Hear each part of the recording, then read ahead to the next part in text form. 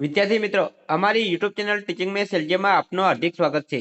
મિત્રો, આજે આપણે પાટણ જિલ્લા શાળા પરીક્ષા સમિતિ દ્વારા પ્રિલિમિનરી પરીક્ષા 2026માં ધોરણ 10 વિષય યોગ, સ્વાસ્થ્ય અને શારીરિક શિક્ષણ જે તારીખ 24/1/2026ના રોજ પેપર લેવલ છે તે પેપરનું આજે આપણે સંપૂર્ણ અને સચોટ સોલ્યુશન કરીશું.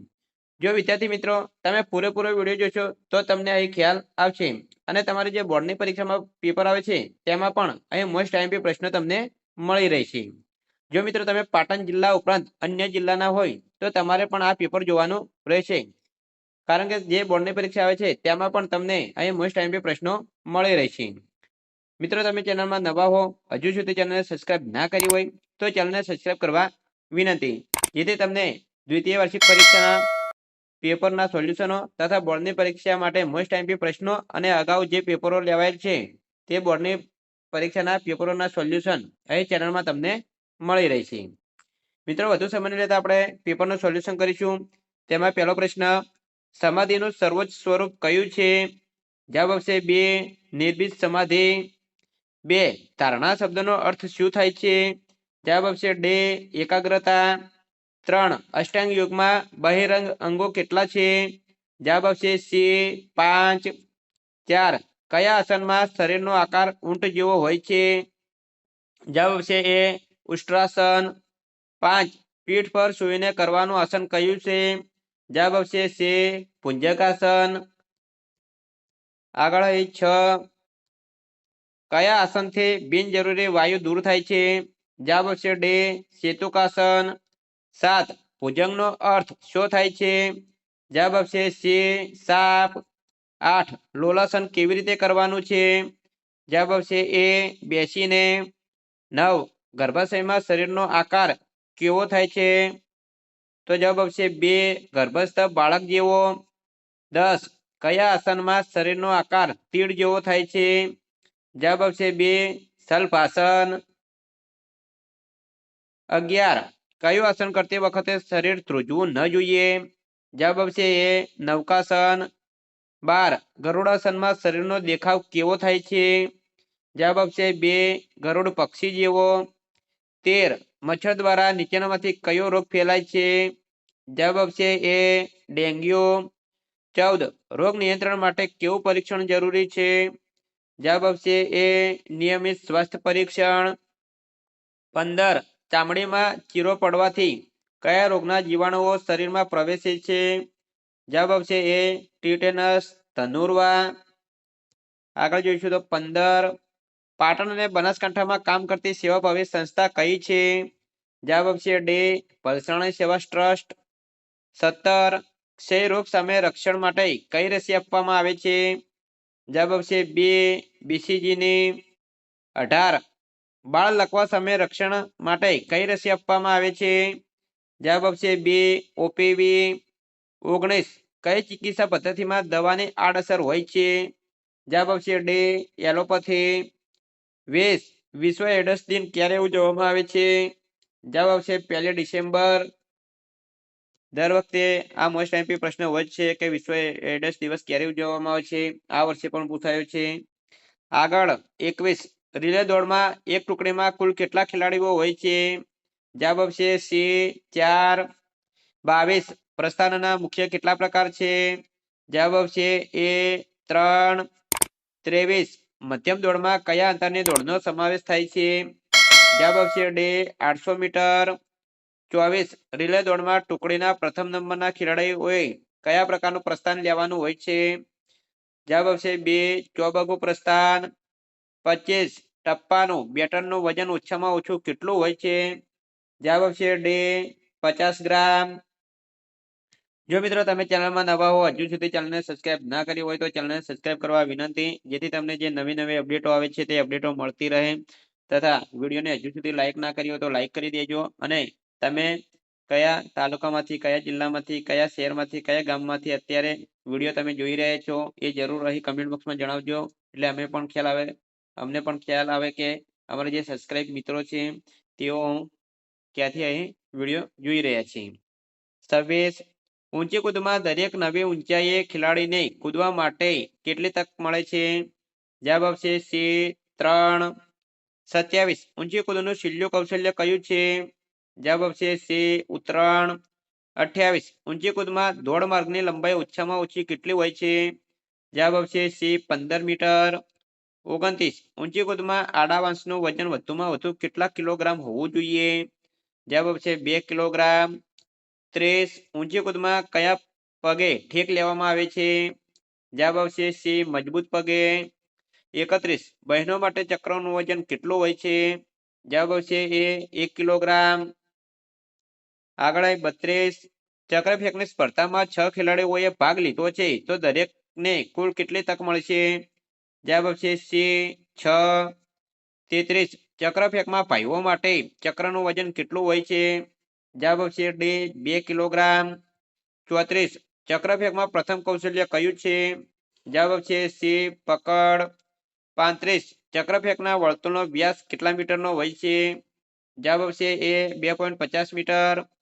36 કબડ્ડીની રમત દરમિયાન આઉટ થયેલા ખેલાડીઓ ક્યાં બેસે છે? જવાબ આવશે એ પ્રતીક્ષા પ્રદેશમાં. આગળ 37 કબડ્ડીની રમતમાં નીચેનામાંથી કયું કૌશલ્ય ચડાઈ પક્ષનું છે? જવાબ આવશે એ છાપો મારવો. 38 કબડ્ડીની રમતની શરૂઆત કેવી રીતે કરવામાં આવે છે? જવાબ આવશે એ સિક્કો ઉછાળવાથી. 39 કબડ્ડીની રમતમાં કેટલા હાફ રમવાના હોય છે? જવાબ આવશે 2 હાફ. આગળ 40 કબડ્ડીની રમતમાં આઉટ થયેલ ખેલાડીઓ ક્યારે સજીવન થઈ શકે છે? જવાબ આવશે એ સામેની ટુકડીનો ખેલાડી આઉટ થાય ત્યારે. 41 ભાઈઓ માટેના કબડ્ડીના મેદાનમાં લંઘન રેખા મધ્ય રેખાથી કેટલી દૂર હોય છે? જવાબ આવશે ડી 3.75 મીટર. 42 કબડ્ડીની રમતમાં બહેનો માટે મેદાનની પહોળાઈ કેટલી હોય છે? જવાબ આવશે ડી 8 મીટર. 43 કબડ્ડીની રમતમાં ટક્કરપટ્ટીનો સમાવેશ મેદાનમાં ક્યારે થાય છે? તો મિત્રો એ 4 ઓપ્શન આપેલા છે. 4 ઓપ્શનમાંથી કયો આન્સર આવે છે તે તમારે કમેન્ટ બોક્સમાં જણાવવાનું રહેશે.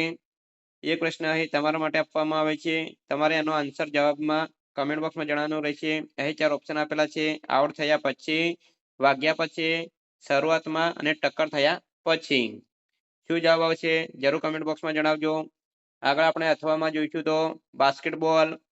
36 બાસ્કેટબોલની રમતમાં વધારાના 2 દાવ વચ્ચે કેટલી મિનિટનો વિરામ આપવામાં આવે છે? જવાબ આવશે 2 મિનિટનો. 37 બાસ્કેટબોલની રમતમાં દડાને બાસ્કેટમાં ફેંકવાની ક્રિયાને શું કહેવામાં આવે છે? જવાબ આવશે એ શૂટિંગ. 38 બાસ્કેટબોલમાં દડાનું વજન કેટલું હોવું જોઈએ? જવાબ આવશે એ 600 થી 650 ગ્રામ.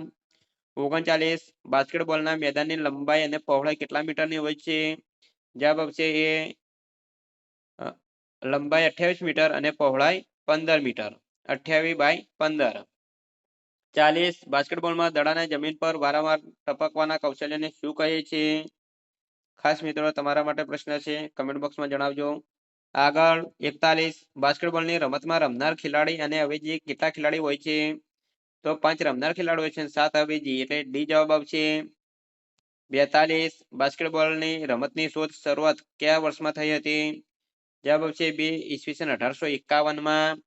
43 બાસ્કેટબોલના મેદાનમાં દરેક વર્તુળનો વ્યાસ કેટલા મીટરનો હોય છે? 4 ઓપ્શન આપેલા છે મિત્રો. અહીં આગળ જોઈશું તો હેન્ડબોલ. હેન્ડબોલમાં 44મો હેન્ડબોલની રમત દરમિયાન ખેલાડી હાથમાં દડો પકડીને વધારેમાં વધારે કેટલા પગલાં ભરી શકે છે? જવાબ આવશે એ 3 પગલાં. 45 હેન્ડબોલની રમતની શરૂઆત શેના દ્વારા કરવામાં આવે છે? તો એ જવાબ આવશે ડી પ્રોઇનથી. 46 હેન્ડબોલની રમતમાં દરેક ટુકડીમાં રમનાર ખેલાડીઓની સંખ્યા કેટલી હોય છે? જવાબ આવશે એ 7 ખેલાડી. 47 હેન્ડબોલની રમત દરમિયાન ખેલાડી દડાને વધુમાં વધુ કેટલી સેકન્ડ સુધી પકડી રાખે છે? જવાબ આવશે એ 3 સેકન્ડ. આગળ 48 હેન્ડબોલના મેદાનની પહોળાઈ કેટલા મીટરની હોય છે? જવાબ આવશે બી 20 મીટર. 49 હેન્ડબોલની રમતમાં દરેક ટીમનું મુખ્ય ધ્યેય શું હોય છે? જવાબ આવશે બી ગોલ કરવો. 50 હેન્ડબોલની રમતમાં થ્રો ઓફ ક્યાંથી લેવાય છે? જવાબ આવશે બી મધ્ય રેખાથી. અહીં અથવામાં વોલીબોલના પ્રશ્નો પૂછાયેલા છે. 44 વોલીબોલ રમતની શરૂઆત કેવી રીતે કરવામાં આવે છે? જવાબ આવશે એ સિક્કો ઉછાળીને. 45 વોલીબોલની રમતમાં નેટમાં લગાવેલ એન્ટેનાની લંબાઈ કેટલી હોય છે? જવાબ આવશે એ 1.80 મીટર. 47 વોલીબોલમાં દડાનો ઘેરાવ કેટલા સેન્ટીમીટરનો હોય છે? જવાબ આવશે એ 65 થી 67 મીટર. સોરી, જવાબ આવશે એ 65 થી 67 સેન્ટીમીટર આવશે. 47 વોલીબોલની રમતમાં ખેલાડીઓનો ગણવેશ કેવા રંગનો હોય છે? જવાબ આવશે એ એક સરખા રંગનો. 48 નીચેના કૌશલ્યમાંથી કયું કૌશલ્ય વોલીબોલ રમતનું નથી? તો જવાબ આવશે સી પાર્સિંગ. 49 વોલીબોલમાં ભાઈઓ માટે નેટની ઊંચાઈ કેટલી રાખવામાં આવે છે? જવાબ આવશે 2.43 મીટર. 50 વોલીબોલમાં નિર્ણાયક સેટમાં કેટલા ગુણો મેદાનની ફેરબદલી થાય છે? જવાબ આવશે 15 ગુણે. અહીં અથવામાં ફૂટબોલના પ્રશ્નો પૂછાયા છે. તેમાં 44 ફૂટબોલના મેદાનમાં ધ્વજ ક્યાં રોપવામાં આવે છે? જવાબ આવશે એ 4 કોર્નર પર. 45 ફૂટબોલના મેદાનમાં સેન્ટ્રલ સર્કલની ત્રિજ્યા કેટલી હોય છે? જવાબ આવશે એ 9.45 મીટર. 46 ફૂટબોલની રમત શરીરના કયા અંગો વડે રમી શકાય છે? જવાબ આવશે એ પગ અને માથા વડે. 47 આંતરરાષ્ટ્રીય કક્ષાએ ફૂટબોલની રમતનું સંચાલન કઈ સંસ્થા કરે છે? જવાબ આવશે એ ફીફા. 48 ફૂટબોલની રમતની શરૂઆત શાના દ્વારા કરવામાં આવે છે? જવાબ આવશે એ કી કોન દ્વારા. 49 ફૂટબોલની રમતમાં રમનાર એક ટુકડીમાં કેટલા ખેલાડીઓ હોય છે? જવાબ આવશે બી 11. 50 ફૂટબોલનો કયો ખેલાડી 50 ફૂટબોલનો કયો ખેલાડી હાથ વડે દડાને રમી શકે છે? તો જવાબ આવશે બી ગોલકીપર. તો એ વિદ્યાર્થી મિત્રો આજે જે પાટણ જિલ્લા સમિતિ દ્વારા જે પેપર લેવાયું છે તે પીટીનું એટલે કે સ્વાસ્થ્ય અને શારીરિક શિક્ષણનો પેપરનું સંપૂર્ણ સોલ્યુશન પૂરું થાય છે. જો મિત્રો વિડીયો સારો લાગ્યો હોય તો લાઈક કરજો, શેર કરજો અને સબસ્ક્રાઇબ કરજો તથા તમારા મિત્રો હોય એને પણ શેર કરજો. અને જે બોર્ડની પરીક્ષા આવે છે તેના માટે અગાઉના વર્ષોમાં જે બોર્ડની પરીક્ષા લેવાયેલી છે તે પેપરોના સોલ્યુશન અને મોસ્ટ આઈએમપી પ્રશ્નો મેળવવા માટે ચેનલને જરૂર સબસ્ક્રાઇબ કરજો. Thank you. જય હિન્દ, જય ભારત.